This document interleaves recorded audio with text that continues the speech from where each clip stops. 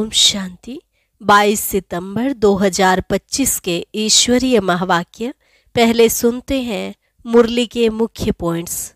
बाबा ने कहा, तुम हो रूहानी सेना, तुम मनुष्य को स्वर्ग का मालिक बना सकते हो। तुम्हें बैज जरूर लगा रहना चाहिए। अगर बैज नहीं लगाएंगे तो मनुष्य कैसे समझेंगे कि यह भी रूहानी मिलिट्री है। बाप तुमको अपने से भी ऊंच बनाते हैं तो बच्चों को कितनी खुशी होनी चाहिए।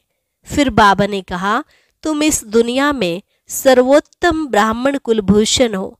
सबसे जास्ती ताकत है ही ब्राह्मण रिलीजन में। तुम देवताओं से भी ऊंच हो। तुम ब्राह्मणों को यह ताकत मिलती है बाप को याद करने से। अपने को देखना है, हमारे में कोई अवगुण तो नहीं है। लास्ट में बाबा ने कहा, तुम हो नर को नारायण बनाने वाले। राजयोग भी तुम ही सिखलाते हो। तुम ब्राह्मण सारे विश्व को शांत बना देते हो। जो सर्विसेबल बच्चे हैं उनकी बुद्धि में हेवन और हेल का सारा चक्र फिरता रहेगा। और अब सुनते हैं महावाक्यों को विस्तार से। मुरली का सार। मीठे बच्चे, अपनी दिल पर हाथ रखकर पूछो कि बाबा जो सुनाते हैं क्या हम सब पहले जानते थे? जो सुना है उसे अर्थ सहित समझकर खुशी में रहो। प्रश्न, तुम्हारे इस ब्राह्मण धर्म में सबसे अधिक ताकत है, कौन सी और कैसे?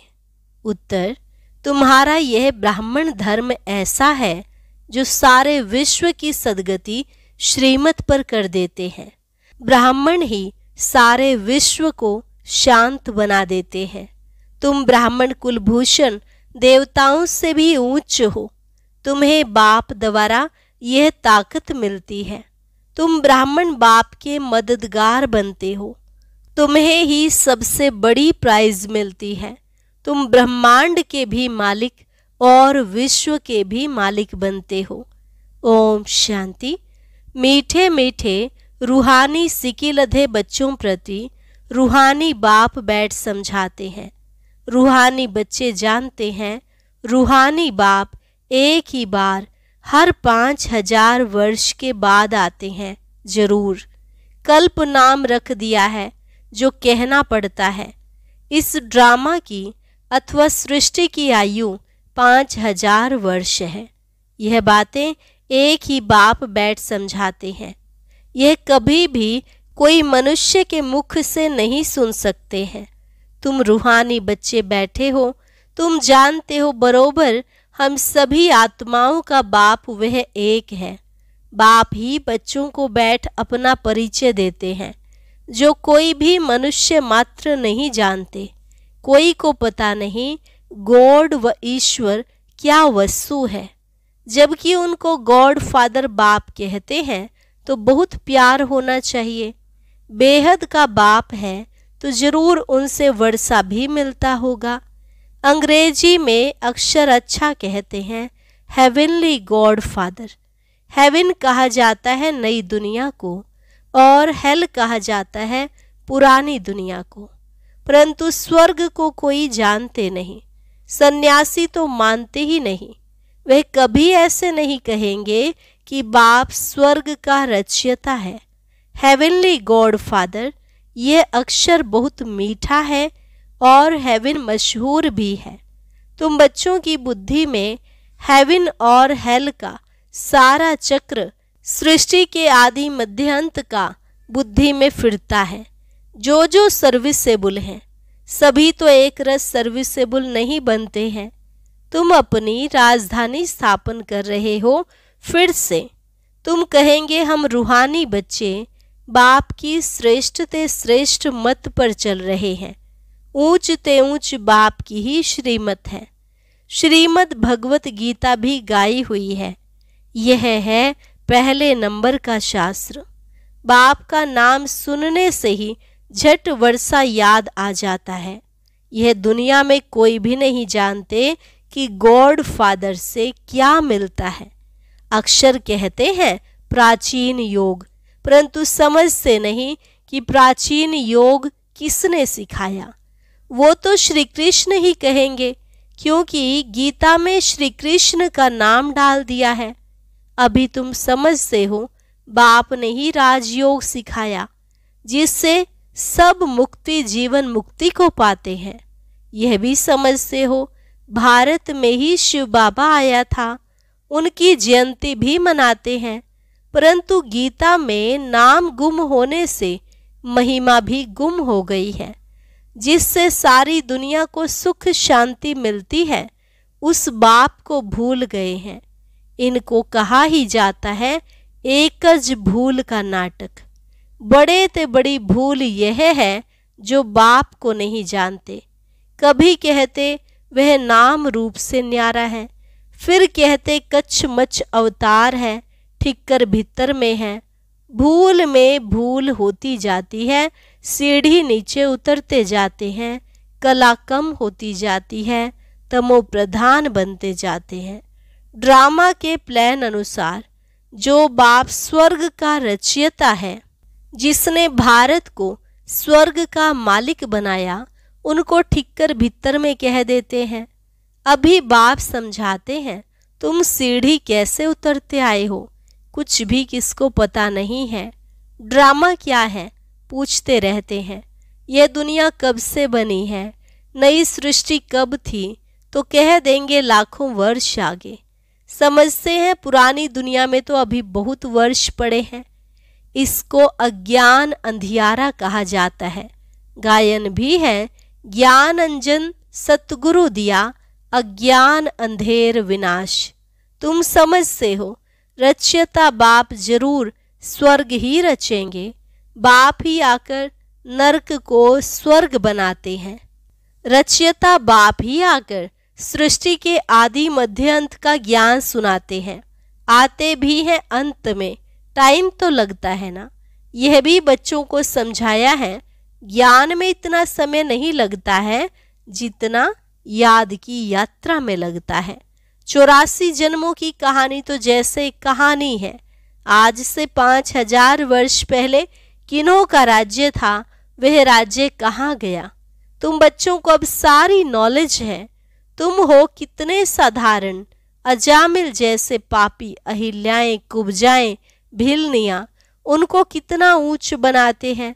बाप समझाते हैं तुम क्या से क्या बन गए हो। बाप आकर समझाते हैं पुरानी दुनिया का हाल देखो क्या है। मनुष्य कुछ भी नहीं जानते कि सृष्टि का चक्र कैसे फिरता है। बाप कहते हैं तुम अपनी दिल पर हाथ रख कर पूछो, आगे यह कुछ जानते थे? कुछ भी नहीं। अभी जानते हो बाबा फिर से आकर हमको विश्व की बादशाही देते हैं। कोई की बुद्धि में नहीं आएगा कि विश्व की बादशाही क्या होती है। विश्व मना सारी दुनिया। तुम जानते हो बाप हमको ऐसा राज्य देते हैं जो हमसे आधा कल्प तक कोई छीन नहीं सकते। तो बच्चों को कितनी खुशी होनी चाहिए। बाप से कितना बार राज्य लिया है। बाप सत्य है, सत्य शिक्षक भी है, सत्य गुरु भी है। कब सुना ही नहीं, अभी अर्थ सहित तुम समझते हो। तुम बच्चे हो, बाप को तो याद कर सकते हो। आजकल छोटेपन में ही गुरु करते हैं। गुरु का चित्र बनाए भी गले में डालते हैं, वह घर में रखते हैं। यहाँ तो वंडर है, बाप शिक्षक सतगुरु सब एक ही है। बाप कहते मैं साथ में चलूँगा। तुमसे पूछेंगे क्या पढ़ते हो, बोलो हम नई दुनिया में राजाई प्राप्त करने के लिए राजयोग पढ़ते हैं। यह है ही राजयोग। जैसे बैरिस्टर योग होता है तो जरूर बुद्धि का योग बैरिस्टर तरफ जाएगा। टीचर को जरूर याद तो करेंगे ना। तुम कहेंगे हम स्वर्ग की राजाई प्राप्त करने के लिए ही पढ़ते हैं। कौन पढ़ाते हैं? शिव बाबा, भगवान। उनका नाम तो एक ही है जो चला आया है। रथ का नाम तो है नहीं, मेरा नाम है ही शिव। बाप शिव और रथ ब्रह्मा को कहेंगे। अभी तुम जानते हो यह कितना वंडरफुल है। शरीर तो एक ही है, इनको भाग्यशाली रथ क्यों कहते हैं? क्योंकि शिव बाबा की प्रवेशता है तो जरूर दो आत्माएं ठहरी। यह भी तुम जानते हो। और किसको तो ये ख्याल में भी नहीं आता। अब दिखाते हैं, भागीरथ ने गंगा लाई, क्या पानी लाया? अभी तुम प्रैक्टिकल देखते हो, क्या लाया है, किसने लाया है, किसने प्रवेश किया है? बाप ने किया ना। मनुष्य में पानी थोड़े ही प्रवेश करेगा, जटाओं से पानी थोड़े ही आएगा। इन बातों पर मनुष्य कभी ख्याल भी नहीं करते हैं। कहा भी जाता है रिलीजन इज माइट, रिलीजन में ताकत है। बताओ सबसे जास्ती किस रिलीजन में ताकत है? ब्राह्मण रिलीजन में। हाँ, यह ठीक है, जो कुछ ताकत है ब्राह्मण धर्म में ही है, और कोई रिलीजन में कोई ताकत नहीं। तुम अभी ब्राह्मण हो, ब्राह्मणों को ताकत मिलती है बाप से, जो फिर तुम विश्व के मालिक बनते हो। तुम्हारे में कितनी बड़ी ताकत है। तुम कहेंगे हम ब्राह्मण धर्म के हैं, और किसकी बुद्धि में नहीं बैठेगा। विराट रूप भल बनाया है, परंतु वह भी आधा है। मुख्य रचता और उनकी पहली रचना को कोई नहीं जानते। बाप है रचता, फिर ब्राह्मण है चोटी, इसमें ताकत है। बाप को सिर्फ याद करने से ताकत मिलती है। बच्चे तो जरूर नंबरवार ही बनेंगे ना। तुम इस दुनिया में सर्वोत्तम ब्राह्मण कुलभूषण हो, देवताओं से भी ऊंच हो। तुमको अब ताकत मिलती है, सबसे जास्ती ताकत है ब्राह्मण धर्म में। ब्राह्मण क्या करते हैं? सारे विश्व को शांत बना देते हैं। तुम्हारा धर्म ऐसा है जो सर्व की सद्गति करते हैं श्रीमत द्वारा। तब बाप कहते हैं तुमको अपने से भी ऊंच बनाता हूँ। तुम ब्रह्मांड के भी मालिक, विश्व के भी मालिक बनते हो। सारे विश्व पर तुम राजाई करेंगे। अभी गाते हैं ना, भारत हमारा देश है। कभी महिमा के गीत गाते, कभी फिर कहते भारत की क्या हालत है। जानते नहीं कि भारत इतना ऊंच कब था। मनुष्य तो समझते हैं स्वर्ग अथवा नर्क यहाँ है, जिसको धन मोटर आदि है वह स्वर्ग में है। यह नहीं समझते स्वर्ग कहा ही जाता है नई दुनिया को। यहाँ सब कुछ सीखना है। साइंस का हुनर भी फिर वहाँ काम में आता है। यह साइंस भी वहाँ सुख देती है। यहाँ तो इन सब से है अल्पकाल का सुख, वहाँ तुम बच्चों के लिए यह स्थायी सुख हो जाएगा। यहाँ सब सीखना है, जो फिर संस्कार ले जाएंगे। कोई नई आत्माएं नहीं आएंगी जो सीखेंगी। यहाँ के बच्चे ही साइंस सीख कर वहाँ चलते हैं, बहुत होशियार हो जाएंगे, सब संस्कार ले जाएंगे, फिर वहाँ काम में आएंगे। अभी है अल्पकाल का सुख, फिर यह बोम शादी ही सबको खलास कर देंगे। मौत के बिगर शांति का राज्य कैसे हो? यहाँ तो अशांति का राज्य है। यह भी तुम्हारे में नंबरवार है जो समझते हैं। हम पहले पहले अपने घर जाएंगे, फिर सुख धाम में आएंगे। सुख में बाप तो आते ही नहीं। बाप कहते हैं मुझे भी वानप्रस्थ रथ चाहिए ना। भक्ति मार्ग में भी सबकी कामनाएं पूरी करता आया हूँ। संदेशियों को भी दिखाया है कैसे भक्त लोग तपस्या पूजा आदि करते हैं। देवियों को सजाए पूजा आदि कर फिर समुद्र में डुबो देते हैं। कितना खर्च होता है। पूछो ये कब से शुरू हुआ है, तो कहेंगे परंपरा से चलाया है। कितना भटकते रहते हैं। यह भी सब ड्रामा है। बाप बार बार बच्चों को समझाते हैं हम तुमको बहुत मीठा बनाने आए हैं। यह देवताएं कितने मीठे हैं, अभी तो मनुष्य कितने कड़वे हैं।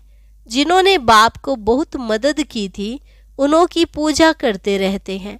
तुम्हारी पूजा भी होती है, पद भी तुम ऊंच पद प्राप्त करते हो। बाप खुद कहते हैं मैं तुमको अपने से भी ऊंच बनाता हूँ। ऊंच ते ऊंच भगवान की है श्रीमत। गीता में भी श्रीमत मशहूर है। श्री कृष्ण तो इस समय बाप से वर्षा ले रहे हैं। श्री कृष्ण की आत्मा के रथ में बाप ने प्रवेश किया है। कितनी वंडरफुल बात है। कभी किसकी बुद्धि में आएगा नहीं। समझने वालों को भी समझाने में बड़ी मेहनत लगती है। बाप कितना अच्छी रीति बच्चों को समझाते हैं। बाबा लिखते हैं सर्वोत्तम ब्रह्मा मुख वंशावली ब्राह्मण।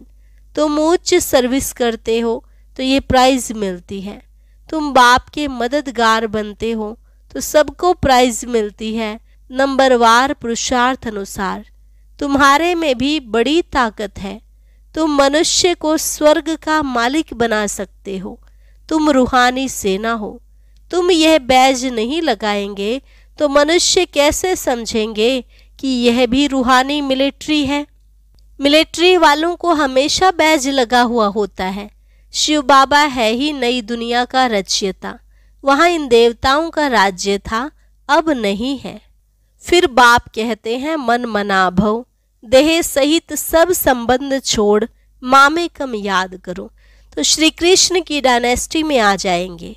इसमें लज्जा की तो बात ही नहीं, बाप की याद रहेगी। बाप इनके लिए भी बताते हैं, यह नारायण की पूजा करते थे। नारायण की मूर्ति साथ में रहती थी, चलते फिरते उनको देखते थे। अभी तुम बच्चों को ज्ञान है, बैज तो जरूर लगा रहना चाहिए। तुम हो नर को नारायण बनाने वाले। राजयोग भी तुम ही सिखलाते हो। नर से नारायण बनाने की सर्विस करते हो। अपने को देखना है, हमारे में कोई अवगुण तो नहीं है। तुम बच्चे बाप दादा के पास आते हो। बाप है शिव बाबा, दादा है उनका रथ। बाप जरूर रथ द्वारा ही मिलेंगे ना। बाप के पास आते हैं रिफ्रेश होने, सम्मुख बैठने से याद पड़ती है। बाबा आया है ले जाने के लिए। बाप सम्मुख बैठे हैं तो जास्ती याद आनी चाहिए। अपनी याद की यात्रा को वहाँ भी तुम रोज बढ़ा सकते हो।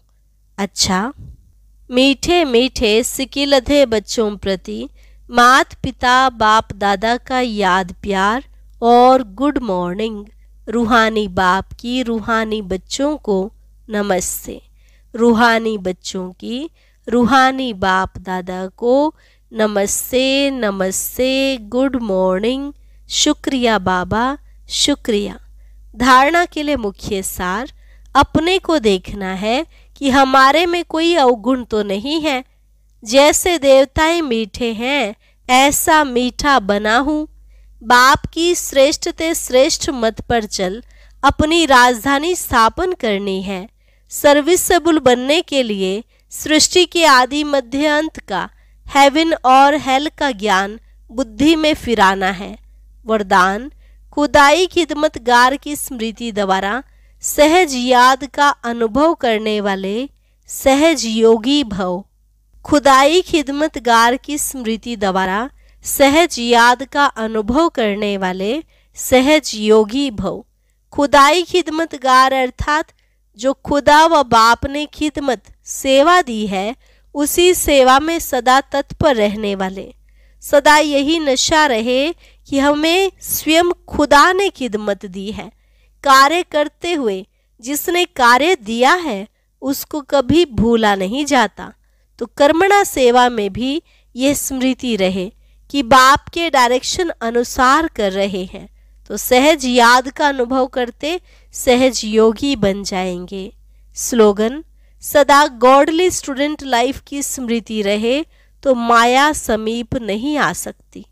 सदा गॉडली स्टूडेंट लाइफ की स्मृति रहे तो माया समीप नहीं आ सकती। अव्यक्त इशारा, अब लग्न की अग्नि को प्रज्वलित कर योग को ज्वाला रूप बनाओ। जितना स्थापना के निमित्त बने हुए ज्वाला रूप होंगे, उतना ही विनाश ज्वाला प्रत्यक्ष होगी। संगठन रूप में ज्वाला रूप की याद विश्व के विनाश का कार्य संपन्न करेगी। इसके लिए हर सेवा केंद्र पर विशेष योग के प्रोग्राम चलते रहें तो विनाश ज्वाला को पंखा लगेगा। योग अग्नि से विनाश की अग्नि जलेगी, ज्वाला से ज्वाला प्रज्वलित होगी। अच्छा, ओम शांति। अब सुनते हैं आज का अव्यक्त ज्ञान मोती। इसके लिए ऊपर दिए गए बॉक्स पर क्लिक करें।